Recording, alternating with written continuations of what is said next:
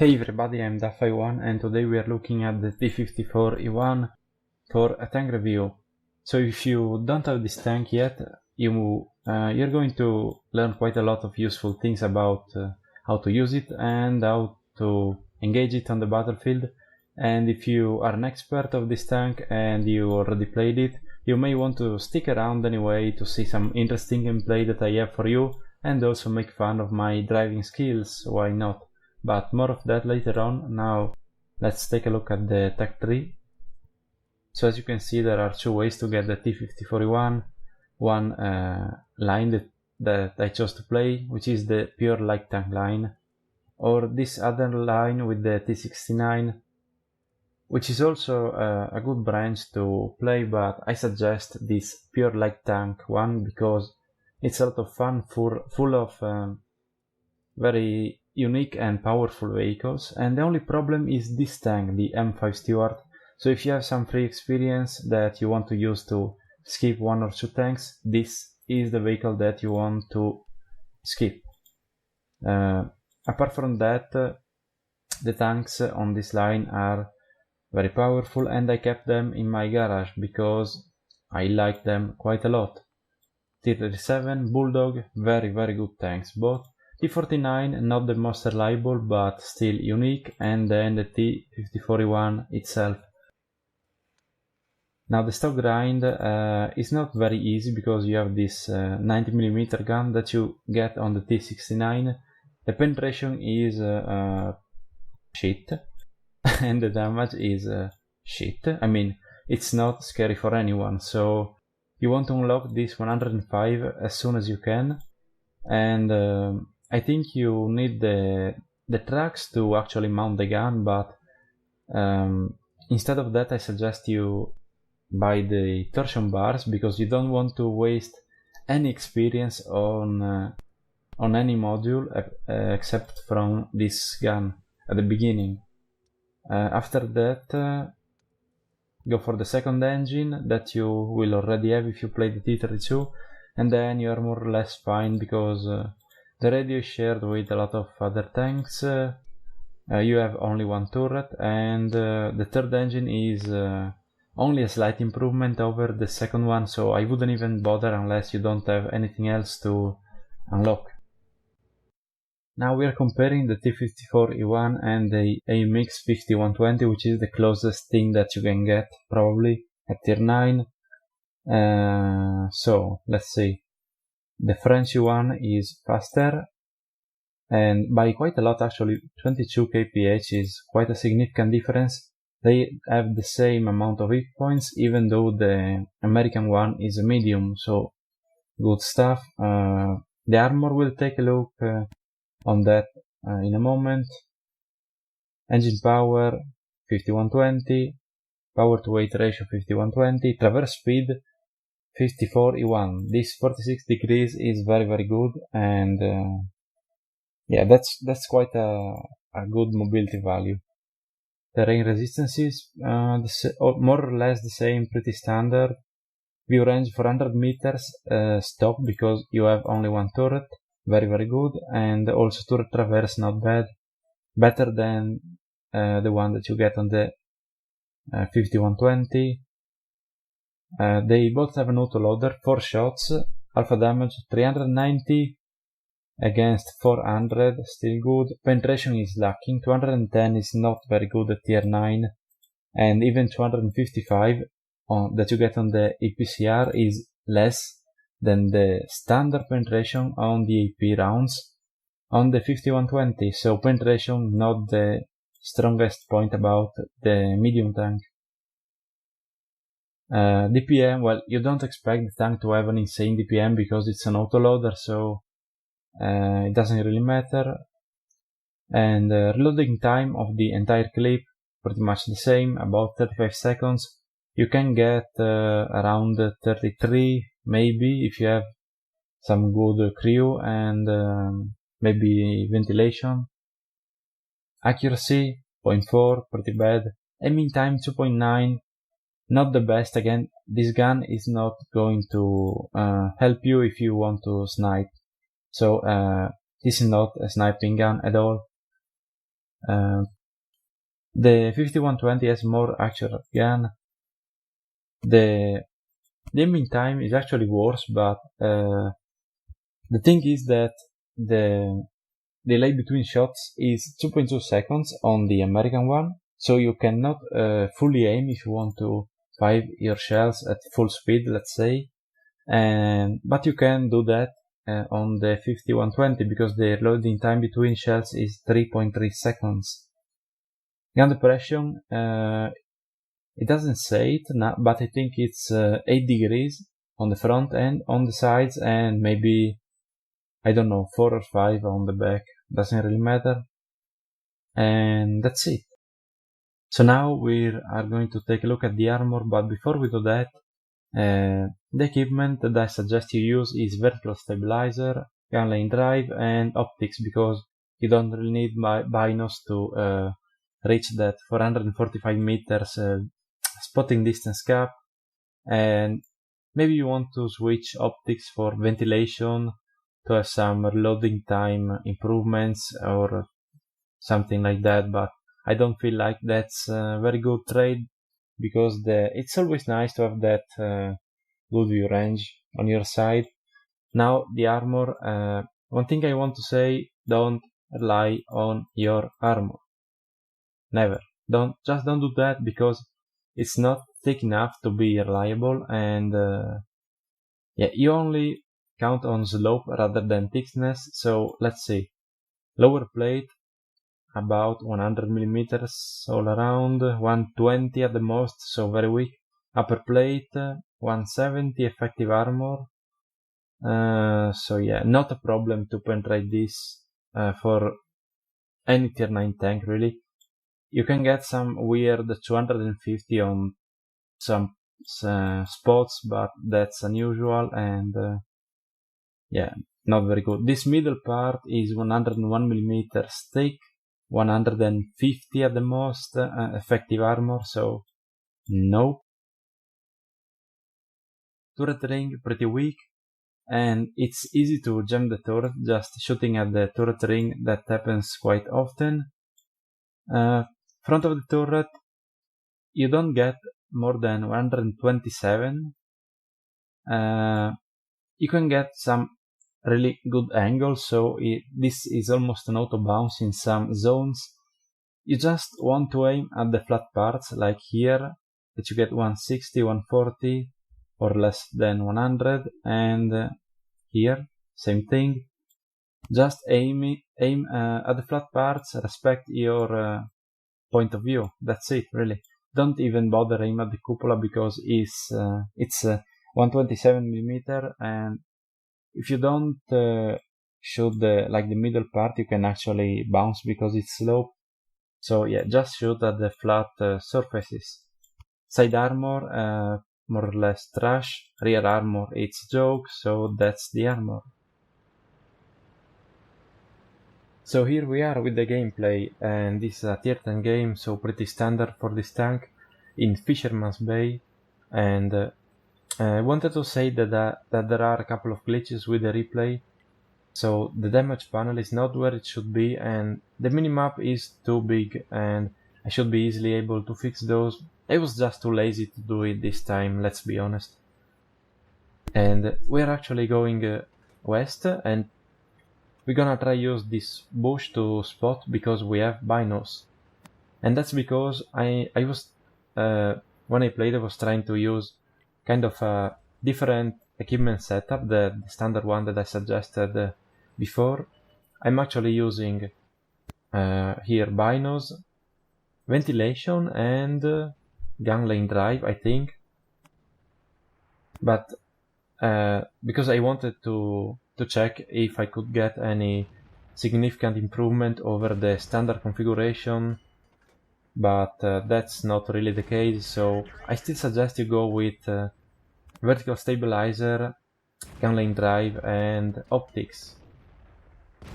And we can maybe snipe the tanks that we probably spotted, because they are very far away from us and can't really spot us. We did 800 damage, and I can't complain because this is not a sniping gun at all. It's pretty inaccurate, and but still we managed to do some damage, and now we're being a little bit more aggressive because the other flank is not doing very well, and there's a batchat almost in our base. I have no idea how we managed to go there so quickly, but he's probably going to die pretty soon. Now the 5100 gets spotted, and now we spot this IS-8 completely distracted, and we are going to keep him tracked while we do damage. Now a couple of other tanks get spotted, so I fail my last shot and I pull back. Took a couple of shots, but that was probably worth it. And I mean, the ideal situation is that you trade your entire clip for free or for one shot. Most of the times is completely worth it, and that was quite an aggressive play, and you probably don't want to do that very often because this is not your average frontline tank. It's not a sniping either, sniping gun, sniping tank even, and it's your second line support tank. You just want to shoot unaware people which are not looking at you, and now I get rammed by my teammate, so I fail my shot. Well, it was badly aimed as well, and the second shot we can put it on the side armor, very weak, and the Foch dies. So as I was saying, you shoot unaware people and you try not to take any damage while doing so. Should check that the ones that you are shooting at are not easily able to shoot back at you. That's very important because you don't want to lose hit points and you can't rely on your armor. Now I'm reloading, and this T62A thinks that it's a good idea to engage a full hit points T69, and that's probably not the most clever move that you can do if you have 200 hit points. Come on. So he dies, and now I can go and kill this T69, but I make a mistake. I should have gone to the right down the slope. Instead I didn't, and I take shot from the T54E1, but now I can nail the T69 and reload again. So I couldn't support the T62A because I was reloading, and I said that in the chat, but he wasn't paying attention. And as you can see, the reloading time is not big of a pain in this tank, slightly above 30 seconds. Still very good for the damage output that you can pull off when you're reloaded. Now we pull back so we cannot see through the bush, and we can engage the T54 without him being able to spot us, and the Leopard 1 takes care of him anyway. Now still 3 shots left in the magazine. We don't really have a decent angle on the E100. Most of the times when you have 3 shots you don't want to reload, unless you are 100% sure that you're not going to shoot anything in the next 30 seconds. Again, this is not a sniping gun, as you can see, and we actually get lucky with the last shot, so we can kill the tier 8 medium. And now we're reloading the only clip of APCR ammo that I keep on this tank, because look at the enemies: E100, E100, T57 heavy, artillery, and while nobody cares about the pigeon, I cannot even reliably pen the T57 with 210 standard penetration, especially if he's using, maybe angling his armor and is far away. Now that shot on the E100 probably went in.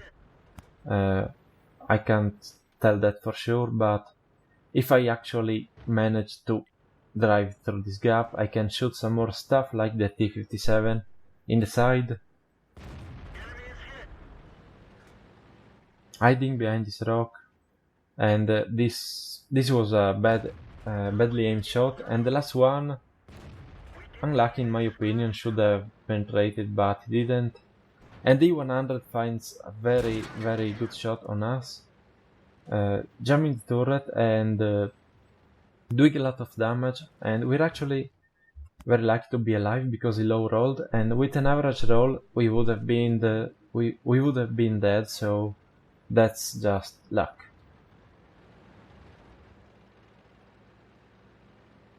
Reloading again, only AP ammo left, and trying to use the bushes again. The T57 gets spotted, but apparently he's behind the hill. Yes, he is, so nothing to be done with that. E100 maybe, pretty dodgy shot on the side of the turret, but still penetration and quite a good damage roll. Now the tier 8 tank that provided us vision on the middle dies, so we have to draw back and we can reload. The plan now is to join the Jagdpanzer 100 at the back, because we have to work together, and if we get caught out of position alone, we die and the game is lost. As simple as that. So the main thing now is spot our enemies before they spot us. And now the T57 gets spotted, but I don't want to pick on the right here, just to maybe have a chance to put a shot into him and die 99% of the times, because I have 38 points and no armor in this kind of matchup.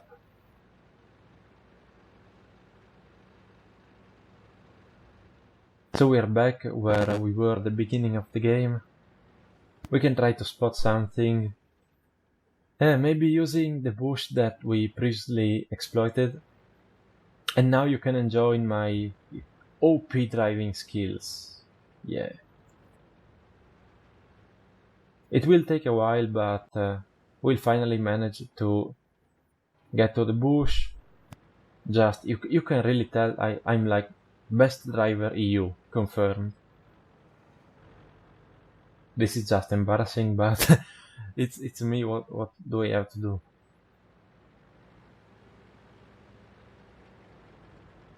Finally we are in the bush, so we didn't reload actually, that was probably a misplay by me. So yeah, now we don't spot absolutely anything, but the Jagdpanzer does, and the T57 is behind a double bush, so we can engage him. But he wasn't actually completely hidden when we fired our second shot, so he spotted us, and we have to stay behind this rock for a little while, because if the artillery is aiming here, he can just splash like in a 10 meter radius, and I'm dead. Now when I'm not spotted anymore, I can move back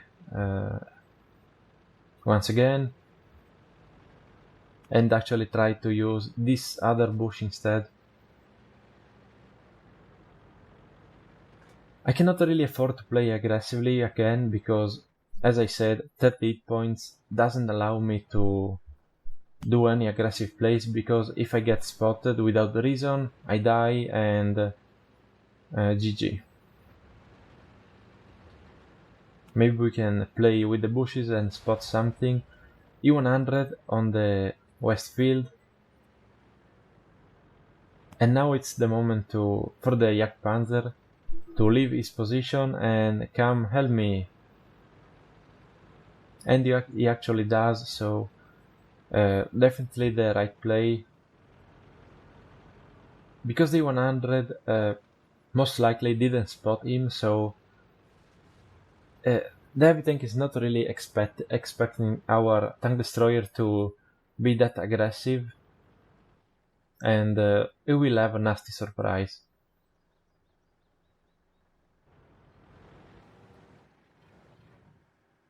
Not really sure if I have to go with him. Probably not, he can most likely handle the situation.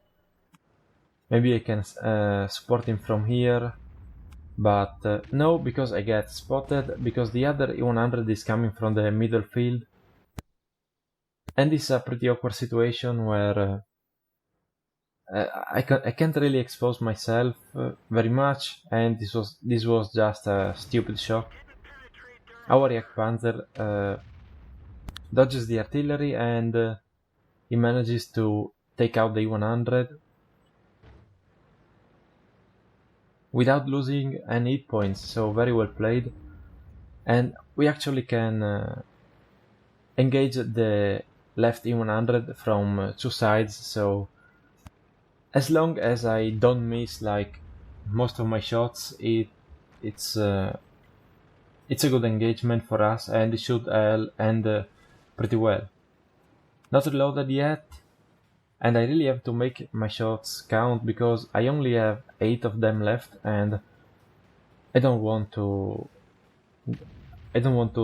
this Jagdpanzer 100 to die because of me, and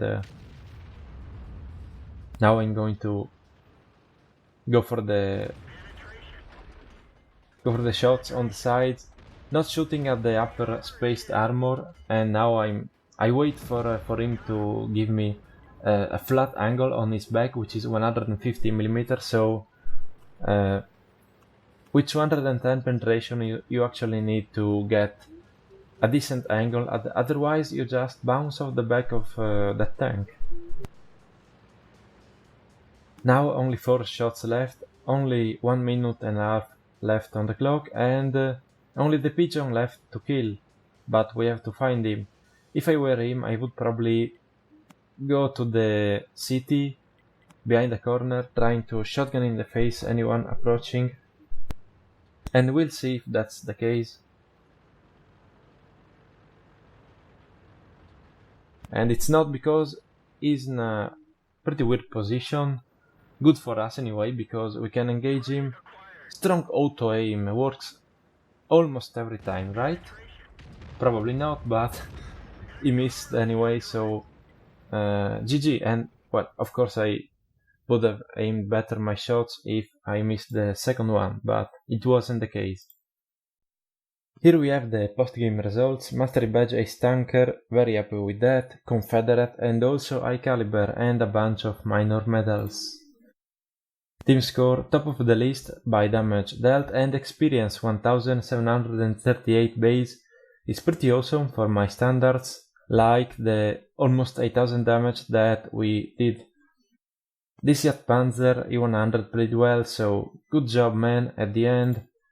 And we fired 34 shots, 28 hit and 22 penned. That's not that bad for a T54E1, considering that we were sniping in a couple of occasions, and maybe this will give you a rough idea of how this gun can perform in this kind of situations. Now 3 enemy vehicles spotted and 11 damage out of 15, and that's where the Confederate medal comes from. Also 1700 assistant damage, good result, and I was running some kind of premium account for some mission reward probably, so good profit as well. And this is the experience with the premium, 2600, by far the best game that I've had in this tank. So this was the T54E1 for you. All in all, very powerful tank with amazing firepower, good mobility, mediocre armor but decent gun depression. And yes, I think I'm going to keep it in my garage because it's also very good to accomplish some missions.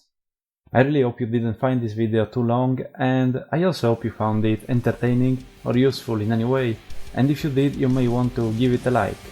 Sorry for the low quality, but that's just the machine that I have at the moment, and see you on the battlefield.